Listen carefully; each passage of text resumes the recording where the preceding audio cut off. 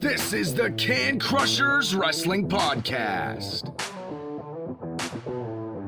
The following contest is scheduled for one fall. Let's go nuts! It's Jimmy Nuts! Drive out with a car! With your hosts, Mark Martinez. Remember, just because you're trash doesn't mean you can't do great things.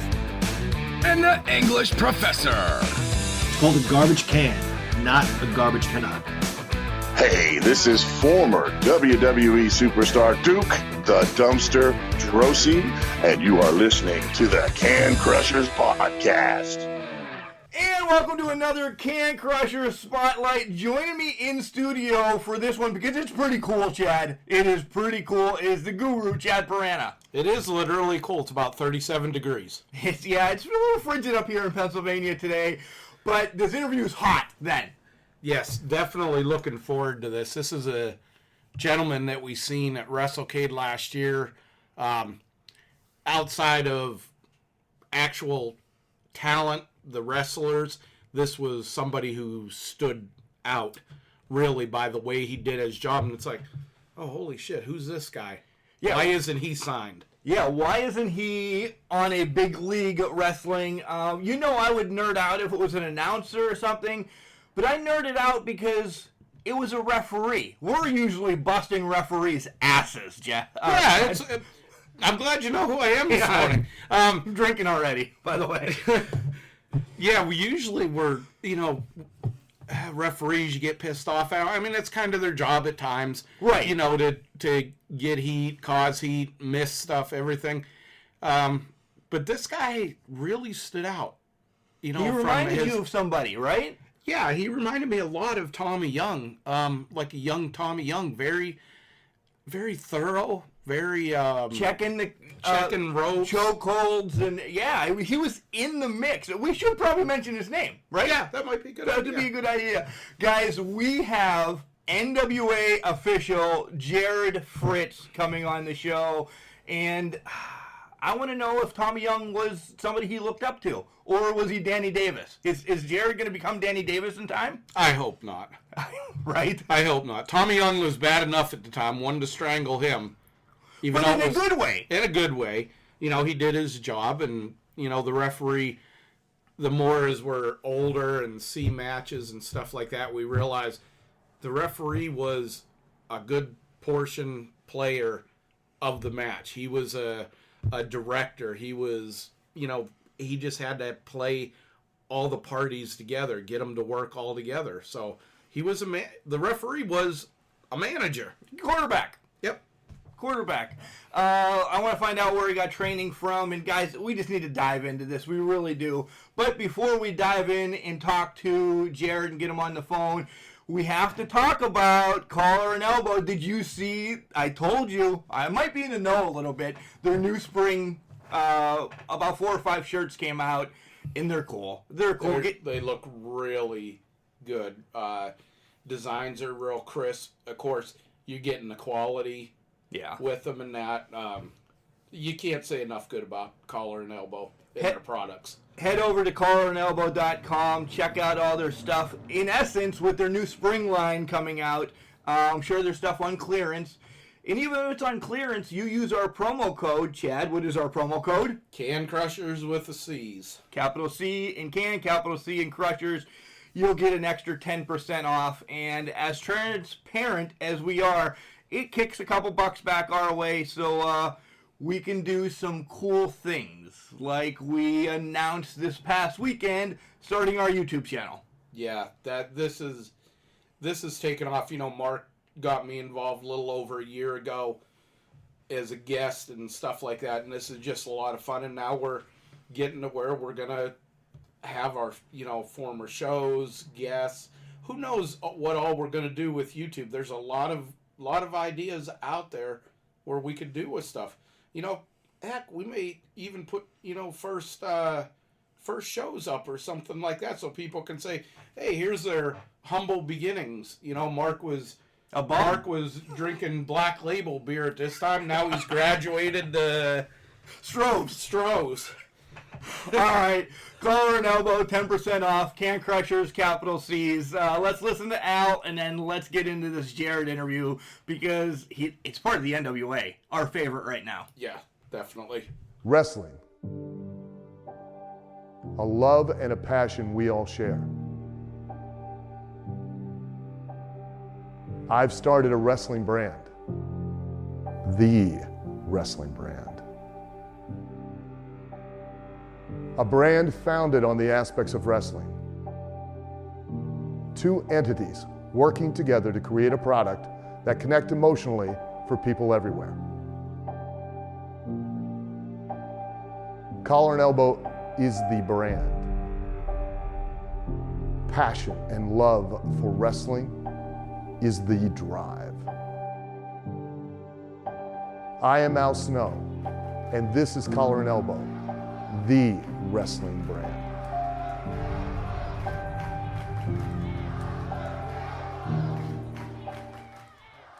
And welcome back to Can Crushers Chat. I just want to get right into this. We don't need to hem-haw around about what we're doing tomorrow or what we're doing today. This guy is an NWA official. We saw him first at WrestleCade last year. We said it in the intro.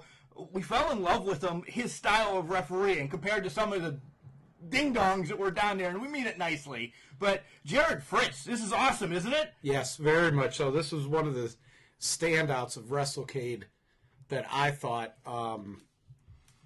just his way of refereeing. He was on time. He was in the right spots when he should be. And when you just don't see that a ton in the smaller federations and that. But he seemed to just be, right there. Mr. Johnny on the spot, so to speak. So let's bring Johnny on the spot in. Welcome to the show, Johnny on the spot, NWA official, Jarrod Fritz. How the hell are you doing today? Mark, Chad, what's going on, guys? Man, it's good to be here, and I thank you so much for having me on. Oh, we love it. Thank you for taking time from your quarantine away. It's the hottest thing going on right now, right? It is. I'm not thinking it's paying too well, though. No, man. But, we got to do what we got to do, right? Right. And that's going to be the first question before we do a little rewind. How is it hitting you? I mean, this is not just a Georgia thing or a Pennsylvania thing. This is really, it could possibly cripple some indie federations, don't you think? So for those of the people out there that are listening that don't really know me, just a quick background. I'm somewhat of a businessman. I run 3 or 4 different businesses, and it's being a leader, being a business owner is all about adaptation. It's all about recovery. It's all about intelligence, and it's going to affect us all tremendously in all kinds of different ways. But I think human nature itself is all about overcoming those type of things. And that's, each one of our own places. If you see a lot of my social media, I'm a very positive minded person. And that's where we got to work together and help each other out. There's people that this is affecting extremely hard. And then there's people that it's not affecting nearly as much. So, we kind of got to tip those scales and try to get everybody back on track and do what we can.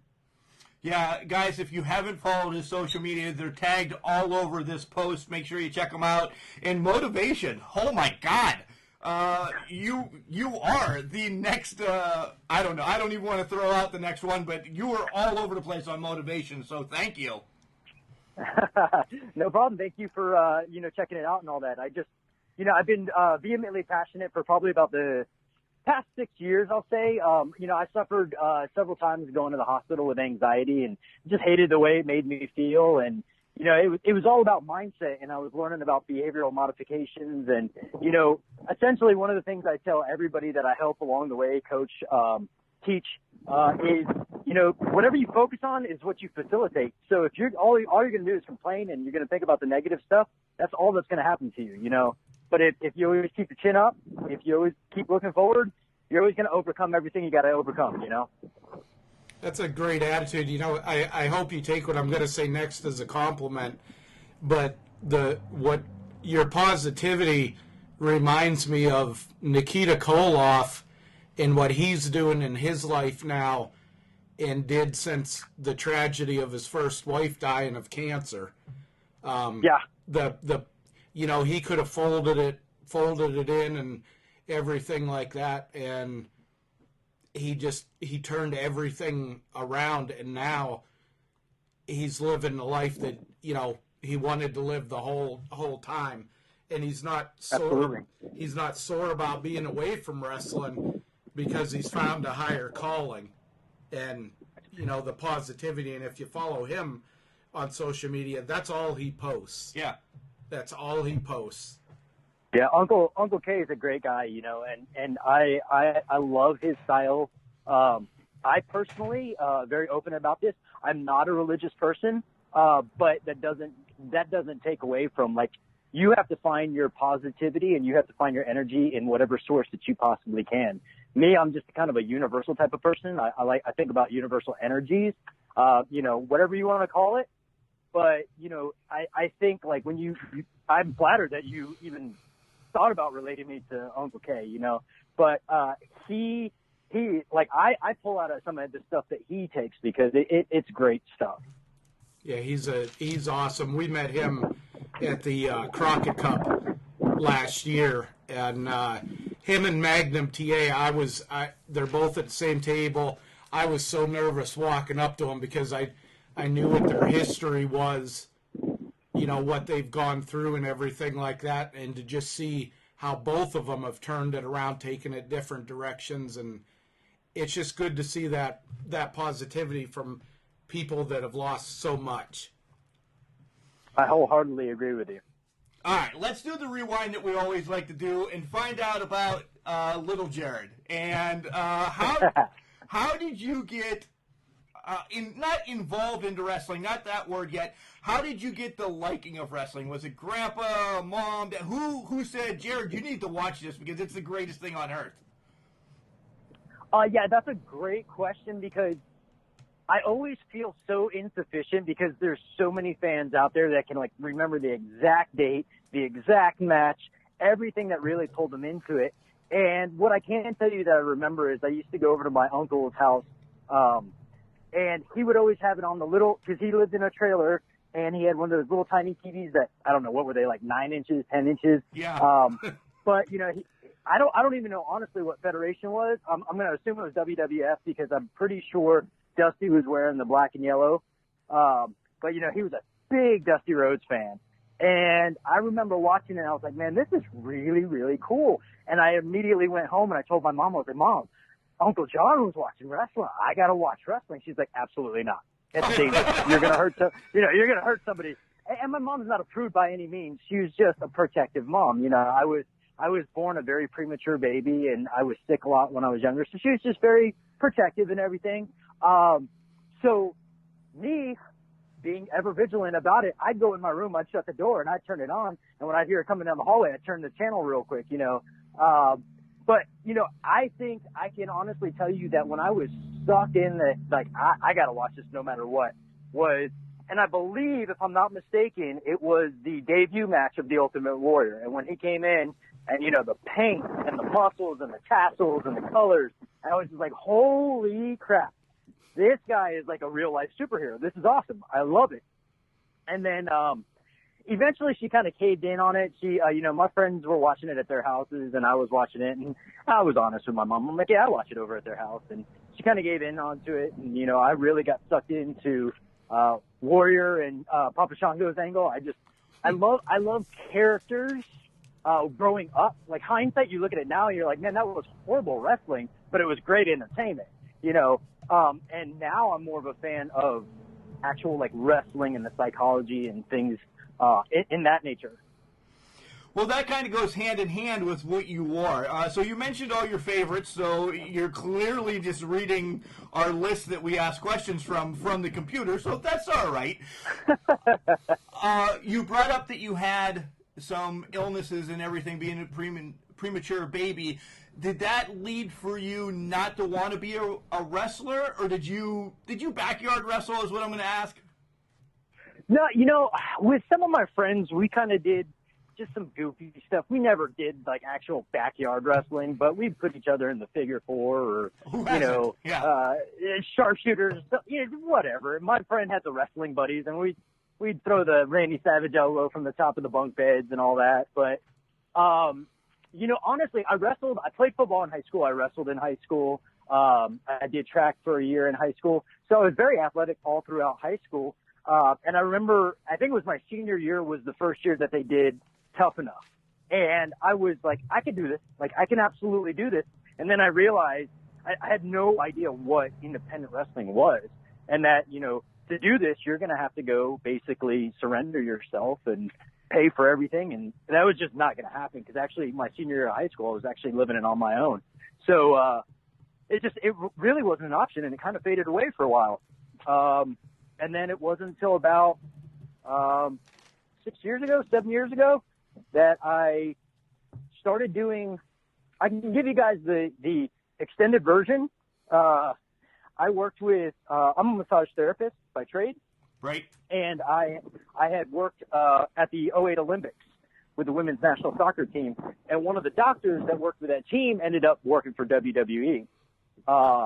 Following the Olympics, he invited me out to work with WWE several times, and I never marked out or anything like that, but it was really surreal and mind-blowing to be able to work with those type of athletes. But unfortunately, I only got to work with about 2 or 3 shows, and then things kind of fall off. But my mentor in the massage therapy world was living down in Tampa, and that's, of course, where FCW was. And I reached out to him to find out if he had any connections, and he didn't. But one of his old students was a professional wrestler here locally in South Carolina. Not sure if you guys ever remember a wrestler named Pete Casa. He worked a lot with Dragon's Gate. Not great on guy. names. The name sounds familiar. Look him up. He's got some killer matches. Very reminiscent of Pop. But he and I became really good friends. He invited me to come out to the promotion. And all I really wanted to do was just do massage therapy for the wrestlers there. And eventually that involved in like, hey, maybe we can do an angle with you and Pete with the heel that he's working with. But in order to do that, state of South Carolina, you have to have a license to be within 6 feet of the ring. So I had to go do a little bit of training.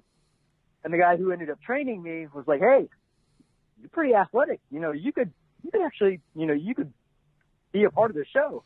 And so he was like, you ever thought about doing referee and stuff? And that's where it started. And eventually I did wrestle for about a year. I injured my shoulder at a training and decided at that time that I was enjoying refereeing a lot more. I felt like I could add a lot more value to matches and to shows as a referee than I could as a wrestler. So, I really focused a lot there. And, I still wrestle at training. I help where I train at. I help with a lot of the newer guys that are coming up, so I still get to do some stuff. But really, man, I'm all about refereeing. I absolutely love it. What's kind of the same thing that wrestlers and referees have to go through in training? Because we've talked to guys from OVW, we've talked to guys, local promotions up here, IWC, Imagine. So we know the gist of what wrestlers have to go through. Are you taking bumps as well? Are you taking a suplex? I did. Yeah. I will be honest with you. In my opinion, anybody who's going to train to be a referee should train just as a wrestler does, because they need to know what to experience and they need to know how things work. So, number one, positioning in the ring. You guys made the mention of that earlier. They have that predictability to say, okay, well, we know what's going to happen here, so I know I shouldn't be in the way over here. But also, too, when a move happens, you should be able to understand what the result of that move is. So if something doesn't look right, you can be more immediate on that, because a wrestling official's job is the safety of the wrestler in every aspect, whether it's a work or a shoot, so we have to be aware of those type of things. So in my opinion, you should be working just as hard as the wrestlers. And that's where my whole branding comes from, the whole #RefFit. I'm going to work just as hard as any of the wrestlers that are out there, or I'm going to die trying. Yeah, I think it definitely adds to the match when the referee does more than, I want to say, stand in the corner and, just count a pin or hang out. Or, hang out and wait until he's, supposed to count a pin or supposed to break them up or something, kind of getting them Yeah, move you know- around. You're like a I want to say. Tommy Young is what I compare him to. I'm going to throw my he's like comparison out there already. He's like to me, the referee's kind of like the quarterback of the whole Absolutely. match, because you gotta keep things moving. You know, you're getting fed stuff in your ear about, hey, you know, take them home, or you got 3 minutes left, you got 5 minutes left, and then, like you said, you got to watch out for the safety of the wrestlers when you know something happens that doesn't look right. You know, the one that I think of right off the bat that happened, I don't know, I guess about a month ago was the one in WWE, the lady that got knocked out in the tag team, Asuka's manager, Kairi Sane. Yeah. Or not manager, partner. When she got knocked cold when they tried to throw her through a ring table, and I remember Becky Lynch and getting her under the ring so she could kind of get her whatever about her, but the referee was right on that too. Right. And so you could just kind of tell, hey, this is a quarterback. You know, if the quarterback ain't any good, your team ain't going to be any good.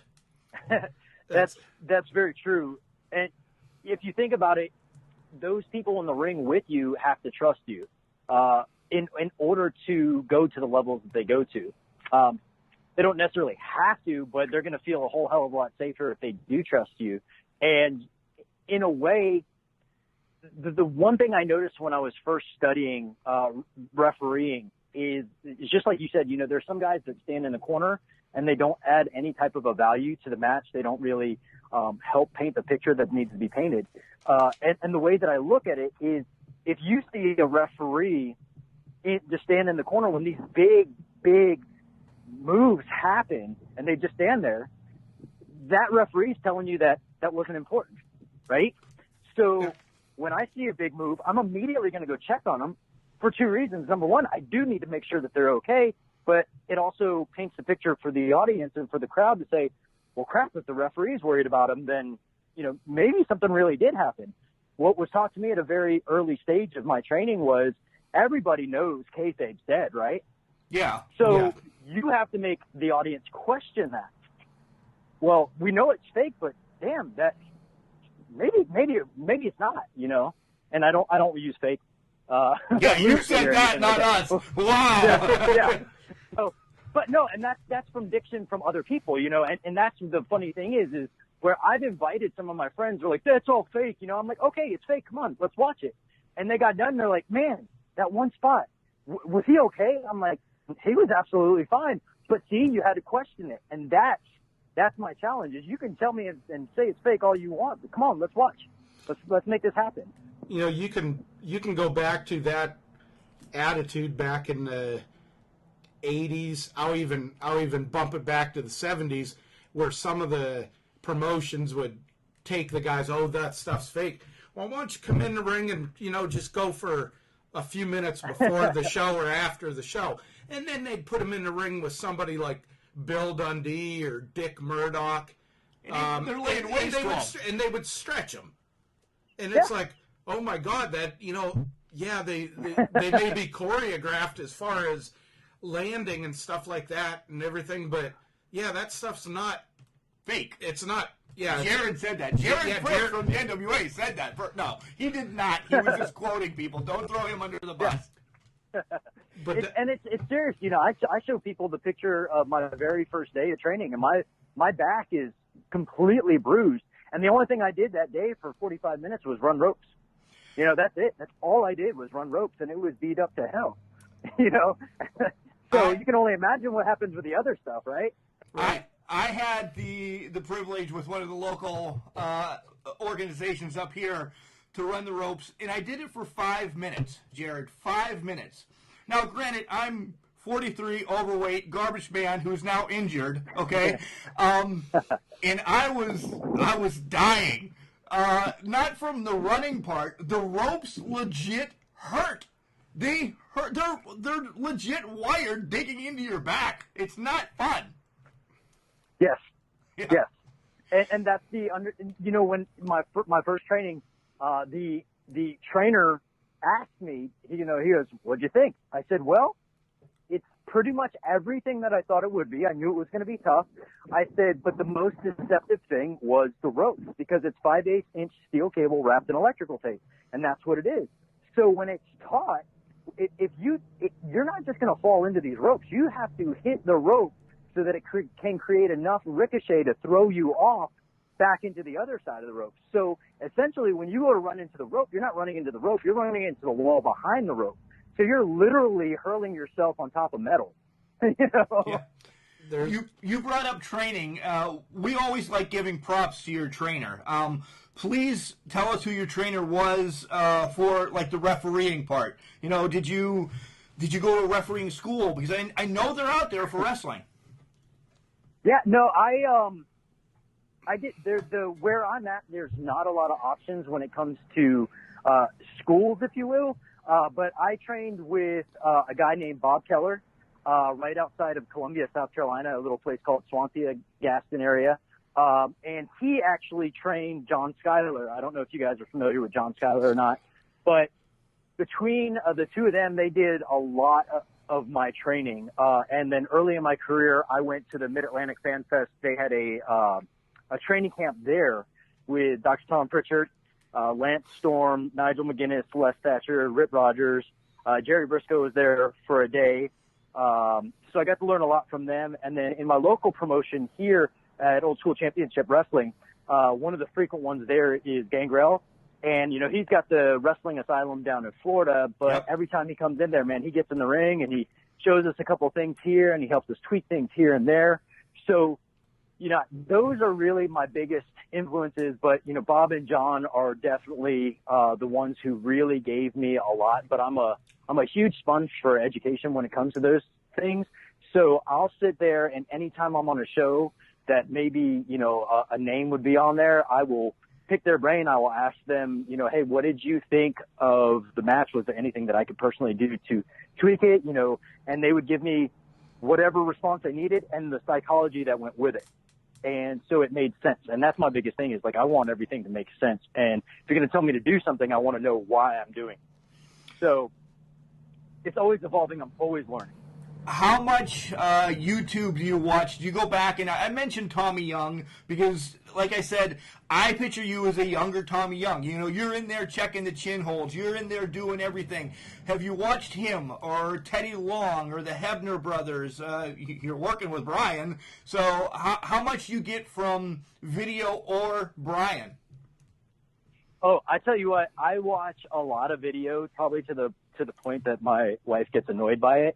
Welcome to the club. And it's funny because actually my wife has relations with the Von Erichs. She's from the Texas area. So I watch a lot of old WCCW stuff. But Tommy Young has always been an inspiration for me, watching his style. When I first started, one of my little nods to him was he used to often wear shoes they were black shoes, but they had the white soles on them. So my very first pair of shoes, my first two pairs of shoes had the white soles on them, and everybody made fun of me. And I was like, well, that's just my tribute to Tommy. And then the first time that I worked with a certain promotion, they're like, you have to have all black shoes. So I just switched over to that. But Tommy Young, huge influence. Charles Robinson is a huge influence as well. Brian I've always really liked his style, and he's given me a lot of pointers as it is already, just in the short couple of times that I've worked down there with him. And I really like, to be honest with you, Tiger Hattori and Red Shoes from New Japan. Yes, okay. I like their styles because they're so involved in the match without being an eyesore or burdensome or troublesome in the match. They're in there, they're checking. They're telling the guys, hey, come on, you know better. They're slapping them on the hand. They're getting them out of the way, which I think is something that doesn't get done enough, because I think that the referee's position and stance should be represented enough so that the audience knows what's right and what's wrong. Right. One thing that I remember from the Crockett Cup last year when they had Tommy Young come in, to give the old school feel and go through the, we're going to have a wrestling match here, everything like that. Before that, he was doing things that you don't see referees doing. going and checking the ropes, checking the turnbuckles to make sure they're okay. The mat, even. Checking the mat, for bad spots or whatever. And it was just something really cool to see. And you didn't think anything of it years and years ago. But now it's like, wow, that's old school there. And it does add to the relevance of why the referee's there, is the safety of the wrestlers. Right. So I don't see why that shouldn't be done on a regular basis. Not to mention it kills a little bit of time when you're standing there waiting for the boys to get to the ring. So, you go out there, you check everything for a real good reason, and, you fix the ropes, whatever you need to fix the ropes. Before every show, as long as I'm allowed to get in the ring, I'll walk in the ring, and I just go back and forth just to make sure that everything is as safe as it can be. Because, they've got ring crews sometimes, or, sometimes, all the wrestlers are put in the ring together at an indie show, but you still want to go make sure and check so that way you can I can't tell you how many times I've been on a show where I get in the ring and there's a dead spot. And so I just got to make sure that every time they get in the ring, I tell them exactly where that dead spot is. And if they're smart, they don't go over into that area. So that makes me think of controversy that surrounded the British Bulldog Davey Boy Smith's injury in WCW, which basically ended his wrestling career. That they had a trap door in the one corner, and they didn't tell them, the wrestlers or anything, and he just happened to be in one of the first matches, and he took a backdrop onto this door, onto the handle, and that's what led, to the premature ending of his career. And it's just like, to me, that would have been one of the first things. Should be passed around. Yeah. Everybody should have been aware, but just you talking about that dead spots or, something the buckle not being tight or the ropes lagging too much to where a heavier guy like a Keith Lee or something like that would go into the ropes and fall over the ropes because it's too loose. That's just things you don't see a lot done nowadays, and it's refreshing to see you do it. It's appreciated. So, Jarrod, we first saw you, and since then, like I said, we continue to, at least me, dive into, see some of your stuff from yesteryear. We first saw you at WrestleCade, and was this your first WrestleCade? Because it was ours. And on a side note as well, tell everybody what WrestleCade can do for indie stars and indie officials like you, because it's blown a lot of people up, and it's unbelievable what Tracy Myers does for wrestling. Yeah, so WrestleCade is probably the biggest convention on the East Coast, Southeast area, where it's essentially 3 days worth of wrestling. I believe there's usually 4 shows that are associated with that, and it's a combination of some of the best talents in the nation, really, because they pull from all over. And they try to blend several different promotions and wrestlers that are out there, some of the big names, some of the legends, kind of bring them all together and kind of create this content that are almost dream matches when you think about it. And I've been lucky enough to do it 2 years in a row. So this past year was actually my second year. I was invited out the year before, which was kind of mind-blowing, especially with some of the matches that I got to work then.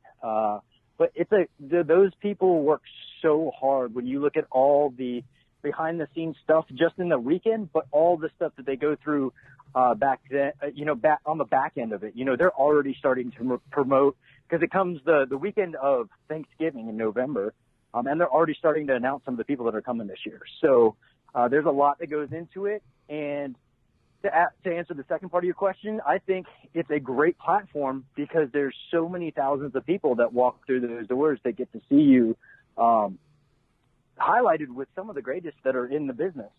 So for me personally, it wasn't a motive to work with WrestleCade. It was I want to learn as much as I can. So what better platform than to work with some of these great people? And I've been honored to work with them 2 years in a row, and hopefully I'll be back again this year. Now, there is something. I'm kind of the troublemaker here, the broadcast.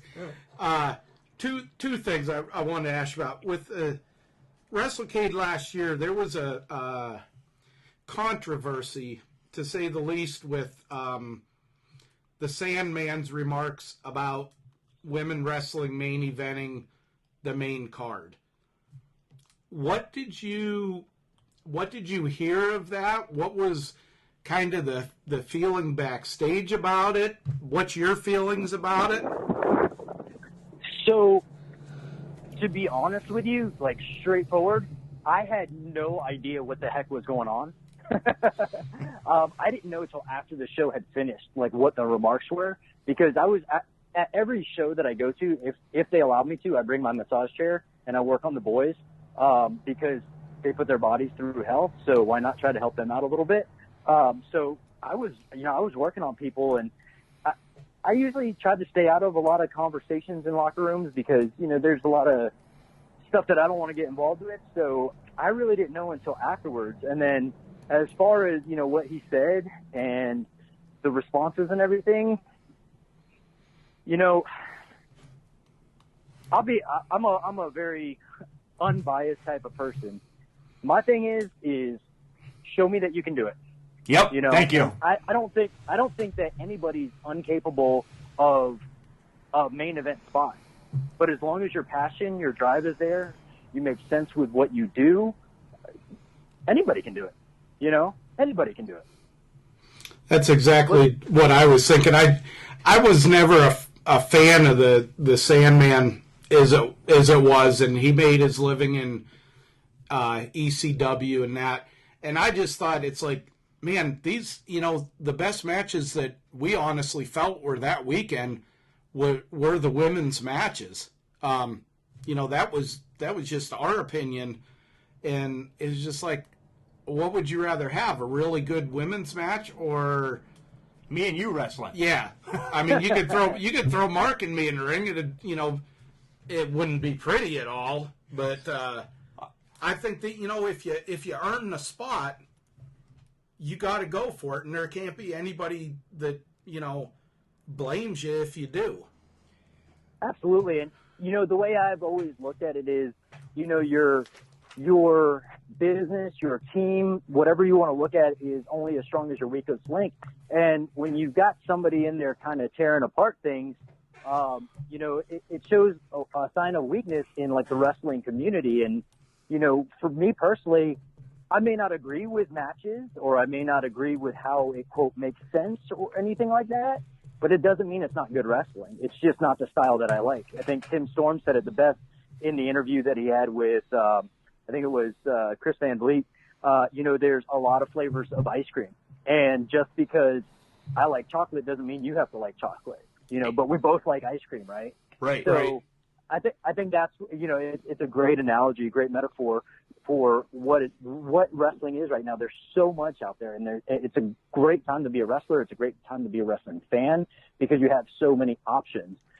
And the fact that everybody kind of rips on each other, I just don't think there's a place for it. Just enjoy the wrestling that you like. I agree. Yeah, it's not like you're by ripping on somebody. I think when Seth Rollins did it middle of last year and Jim Ross ripped into him about it. Hey, it's not like we're competing for dollars. It's not like somebody's going to either come to your show or my show, just one or the other, not both of them. Let's build, get the business built back up. And I think that's what I'm loving seeing Billy Corrigan do. And I'm, some AEW, I'm liking seeing it because it's reminded me almost of the territories. Yes. Yeah. And that's, it's funny that you say that because my trainer is Bob Keller is very big on the territory days, and he just loves the psychology that was worked with all the territories. And I think it is exactly like that these days, is you're kind of getting back into that demographic, and you're almost interested to see if it blends in. We have a huge opportunity with the Crockett Cup where, the NWA world title could go over to Ring of Honor, if Marty wins. So that could be mind-blowing, really, for a lot of people. Before we get to NWA, because that's going to take the next chunk for a while, and there's so much to talk about the NWA, which on Can Crushers, if you ask any of the three of us, it's our favorite right now. But Chad has written down, we have to go back to what you said about 10 minutes ago. You have to fill us in about the Von Erichs. What you have some ties to them, and we really need to know because. And I'll say the reason I asked this, and again, not looking for dirt or anything, but with the history that happened with them, the unfortunate history from Jack, David, Mike, Kerry, Chris, and everything. Kind of wondering how that is parlayed into family that's still around now, or people, or things they remember about it. And the other thing, when we were at WrestleCade last year on the World Class Championship Wrestling Legends question thing, there wasn't a lot of love. Yeah, there wasn't a lot of love for the Von Erichs because they felt the wrestlers that were there felt they were really protected. What can you throw at us about that? Being very transparent with you guys, my wife's family, she's related to him by cousins. There's not a real direct relationship. And with all that had happened with the family, they really kind of steer clear of being involved with the wrestling aspect of the family. So I really haven't even had the opportunity to meet or talk to or anybody related into that. So unfortunately, I don't have a lot of insight to give you guys on that. No, and that's fine. Yeah, we don't want to dig. We don't want Hatfield McCoy or anything. But all right, let's transition to now the NWA, where we see you in the ring with Tim Storm and Aldis and our favorite Thunder Rosa. Let's just talk NWA. It's been out there now that we were going to make the 13-hour trek down to Georgia and hang out at Crockett Cup for about 3 days, and that really, it's sad. With what's going on in the world is sad, and it's taken away a lot from wrestling. Do we know, is the Crockett Cup, and I know you're not going to put out spoilers, is it a possibility that this is still going to happen this year, or is the Crockett Cup done? To the best of my knowledge, just like a lot of other promotions and shows that are being canceled or that have been canceled, everything is going to be postponed at this point. With unclear information, or I should say not unclear, but uncertain information, nobody really knows when, we're going to get the thumbs up to say, hey, people can be within 6 feet of each other again. I think this is a cornerstone for the future of NWA, and that's just my personal opinion. That's nothing from the back office or anything. But I can tell you that everybody there is passionate about the Crockett Cup. So it may be later than we wanted it to, but I'm almost 1,000% sure you guys are going to see the Crockett Cup. Good. The Aldis Skrull match last year was voted the Can Crusher match of the year. So once it got canceled, we're like, damn it. That's going to be match of the year. There was a few other swear words used that we won't go on to. We'll leave your podcast nice. But there's somebody I gotta think in. I gotta ask you, these guys were and still are my favorite tag team of all time, the Rock and Roll Express. What is it like being around them? What do they bring to the NWA? So much knowledge and so much history and just genuine psychology of the business. I live right outside of historic downtown Charleston in South Carolina. And the way that I kind of relate it to people is when you go walk downtown Charleston, there's some of the original cobblestone streets from when the colony was first developed. And you're walking down these streets and you're thinking, colonialists and pirates and all these historic figures walk the same cobblestones that I'm walking right now. And then you look at, and granted, that's centuries and centuries ago, but when you are in a match or just side by side listening to Ricky and Robert, it's just your mind is going, holy crap, all the things that they've done, all the things that they've learned, and that they're still going. Man, I talked earlier about being a sponge for knowledge. I just sit there and I shut my mouth and I just listen to everything they've got to say, because it's so beautiful. Is there anybody else besides, the Rock and Roll Express, 40, 30, I don't know, 50 plus years in the business, but is there anybody maybe like Eli Drake that is amazing that you're like, man, this guy, he knows some of his stuff too? So like I said earlier with the whole ice cream metaphor, that's almost every single locker room, particularly the NWA locker room, everybody in there. I think Billy has been genius about pulling in people for a certain reason, and everybody in there has such a unique knowledge and perspective on wrestling that works so uniquely together that it's just, I'm still, like I said, I sit there, I shut my mouth, and I just listen to everything that's going on and pulling it all in. And, it's perfect for certain places at certain times, and that's what I try to learn about. Somebody else I got to ask you about, and it's one of our favorite. He's one of our favorites, and I think he's a international hero, and everything is a question mark from Monrovia. Have you learned the national anthem yet? Have you gone through his karate training? Any plans to? I have not. I'm quite intimidated by him, to be honest with you. Wow. He looks like a beast. I mean, he looks like he could take out, probably Sid Vicious, Undertaker level guys with just one chop, one perfectly placed chop. That thrust, it's brutal. You're close with Billy, and this is us gonna kind of get our stamp for approval here, or maybe not the right wording, but. Why hasn't Billy put up the Mongrovian flag in the studio yet? I know you have some insight. Yeah, we have to push for this question mark.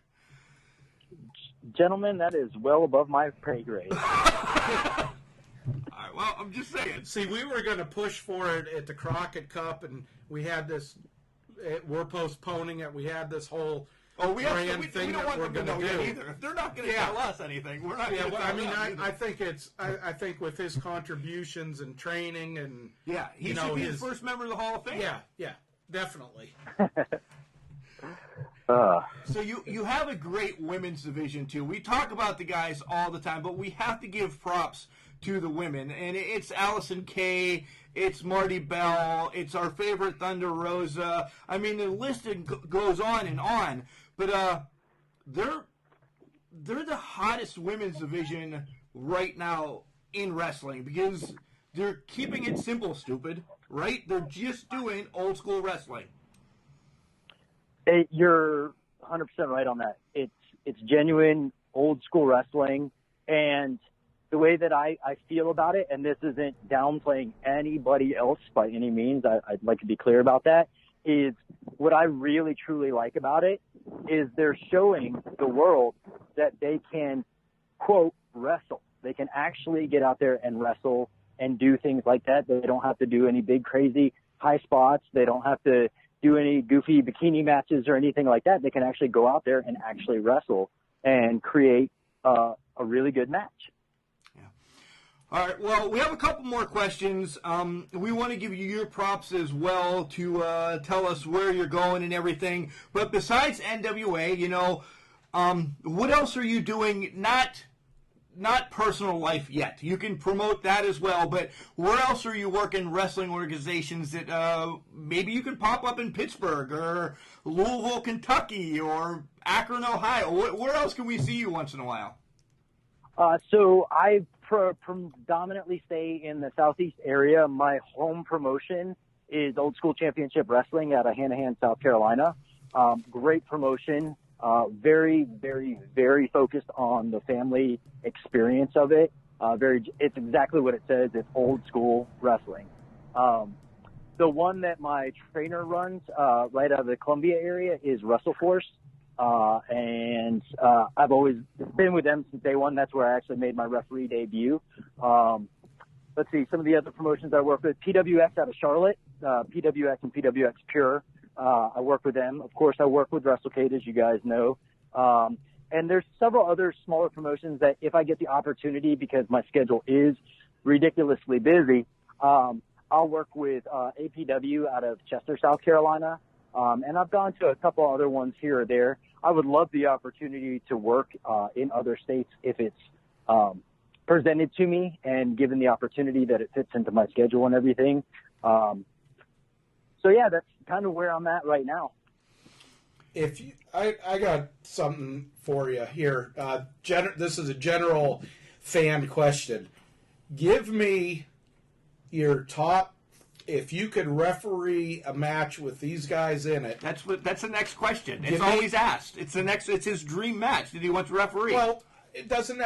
Five guys in wrestling today. Five, Any Jesus. federation that you would like to referee a match of, and give me 2 tag teams. Well, 5 talent, because you can't say guys. I'm fighting with them right now, Jarrod. I'm sorry. You can't say guys. 5 singles. 5 singles and then 2 tag teams. Yes. All right, we'll give you that. Man. All right. This is not the question we normally ask, but go ahead. So with the 5 wrestlers that you're requesting, is this like a 5-person match, or is No, this just 5 a combination of them? Just 5 guys that you would love to referee a match of theirs. Okay, gotcha. To be honest with you, I really want to work a match with Dr. Tom Pritchard. He still wrestles every once in a while, but the guy's knowledge for psychology and wrestling is unparalleled. And if I could ever get the opportunity, I would love to work with William Regal. Those are 2 of my favorite, like growing up, of all time, really. Nick Aldis had a interview, I believe it was with Chris Van Vliet again, where they asked him about a dream match, and he said, of course, his dream match would be with Triple H. So that right there, that match would top the list without a doubt. And I don't even know this guy personally or anything like that, but I'm intrigued just by his social media presence. But Warhorse, JP Warhorse, Yes. I think it would be awesome to work a match with him just because of his charisma alone. I don't know how. I honestly haven't even seen more than just a couple of spots in the matches. I just love his social media presence. It's fantastic. Yeah, his social media is Warhorse is the one that won, and we're going to transition over to this. He's the one that won the Indie Mania game for Retro Mania, the wrestling game. Yep. Yeah. I remember that. Yeah. Speaking of which, and- go ahead. You can finish this Go ahead. question, then we'll come at. Yeah, go ahead. Gotcha.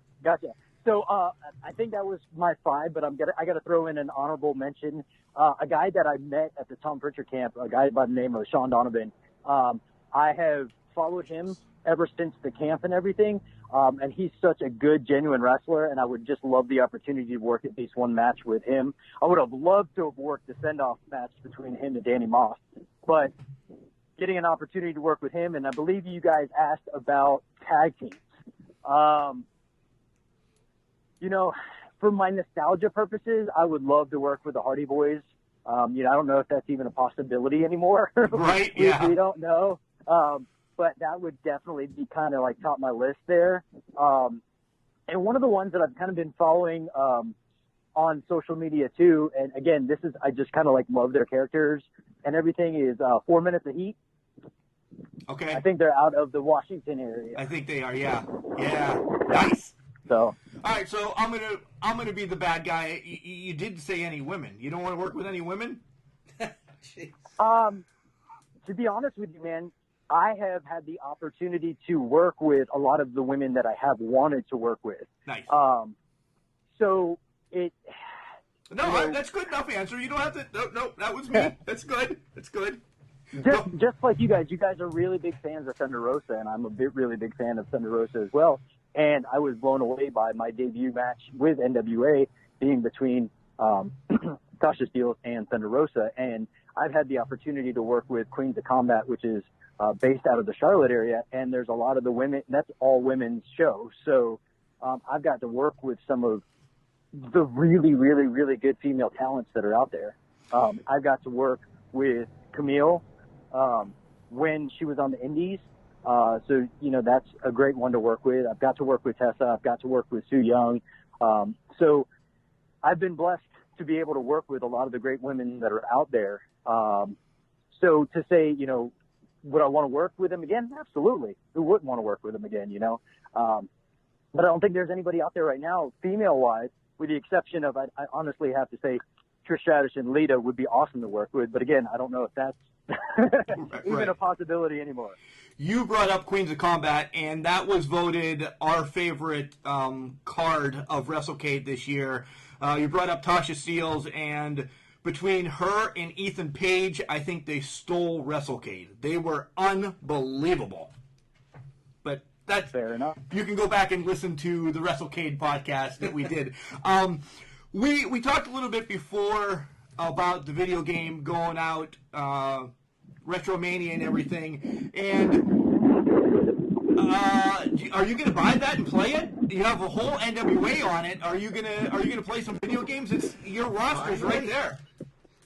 So there's a possibility, because when it comes to video games, I'm not a big video game fan. I never really have been, even when I was a little kid. And I know that rubs a lot of people the wrong way, particularly my stepsons. They're big gamers and everything. But I am a fan of like certain subject matter when it comes to video games. The DC Injustice came out, because I'm a huge comic book fan. And when that came out, it was like Mortal Kombat meets DC. That was super cool. But again, my attention span for video games is very, very short. So I apologize to all the big video game fans out there. It's just not my thing. Mark's just bitter about the video game thing, because he's playing MLB 2020. It is. And he can't get out of the minors, and I already have my pitcher in the majors. In the majors already, so he's just bitter about that. So don't let him bother you. All right. Final thing, we always like wrapping it up, guys. This guy, Jarrod Fritz, NWA official, he's a motivator himself. Go and follow him on all the social medias that are tagged in the post. But Jarrod, you've been in the business now for a while, and you have, a little Jarrod, a little Mikey coming up to you and say, what kind of advice can you give me to be the best referee? Because I want to be better than you, Jarrod. I would give him the same exact advice that was given to me by Bob Keller and Mr. Number One, George South. Shut your mouth, open your ears, listen. That's perfect. Because there's the thing is that the art of wrestling has been passed down through the years by just telling the stories and telling how to do it, since the early 1900s.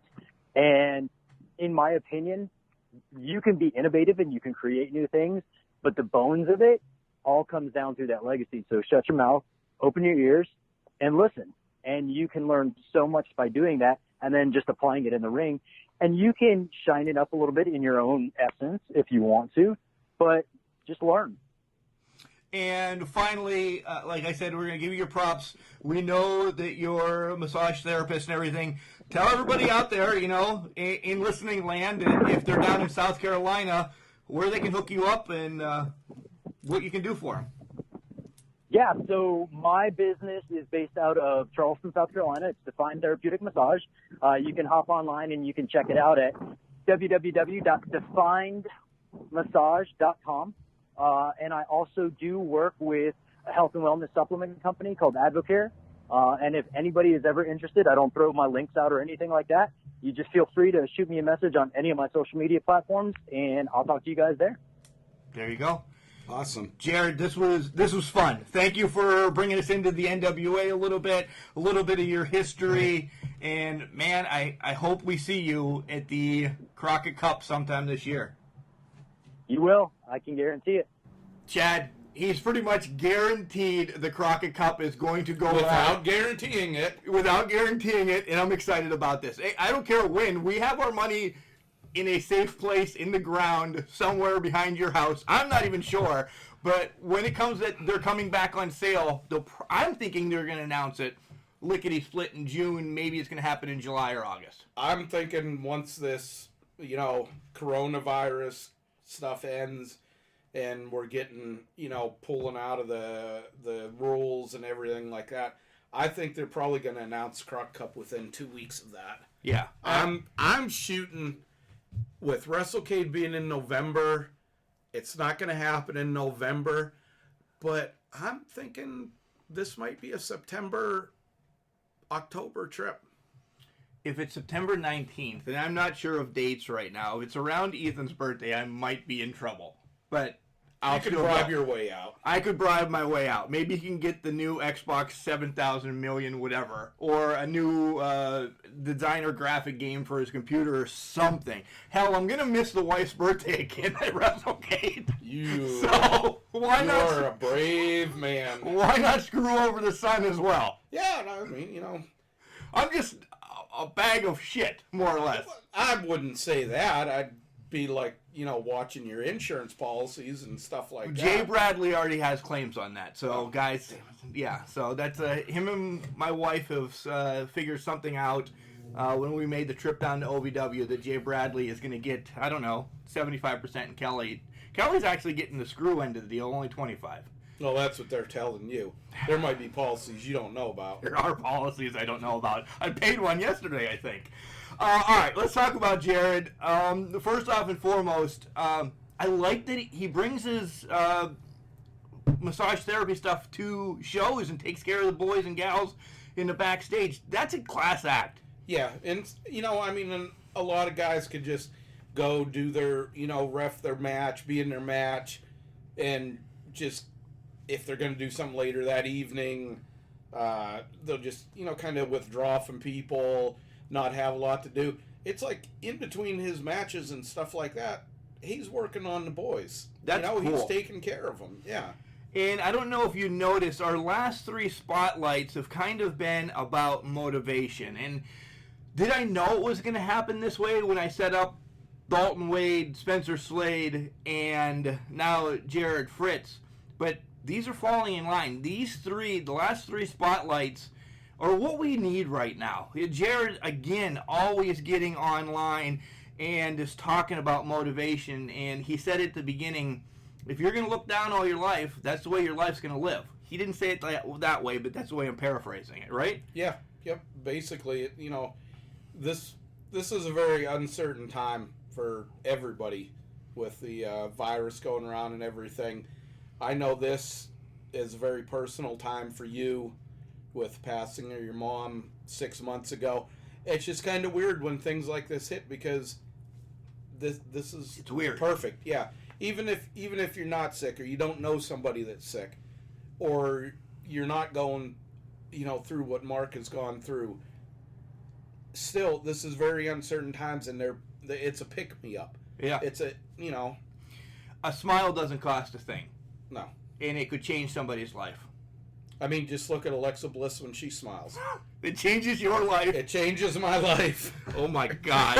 All right, well, that's it. Let's wrap this one up. Jarrod, once again, thank you for coming on the show, and we can't wait to see you at the Crockett Cup when it happens. This was fun. Yeah, we'll definitely, we're going to keep in touch with them. Then when the Crockett Cup happens and we get down there, we're going to, one way or another, we're going to get with them, get some pictures, reference back to this. Yeah. It'll be a cool thing. Oh, one thing I forgot, because Jarrod also forgot it. Guys, all his social media is linked on the post. He's a great guy, but I'm like, Jarrod, do you want to give your social medias out? And he's like, oh, shit, I forgot them. How do you forget? You're in the business of, wrong word, but I'm going to use it anyway, pimping yourself out to get, marketing and everything. He's like, oh, man, I forgot my social media. And then a day later, because you guys know these are recorded ahead of time, then we put them all together, he was like, oh, and I forgot that I started a YouTube channel too. Can you post that?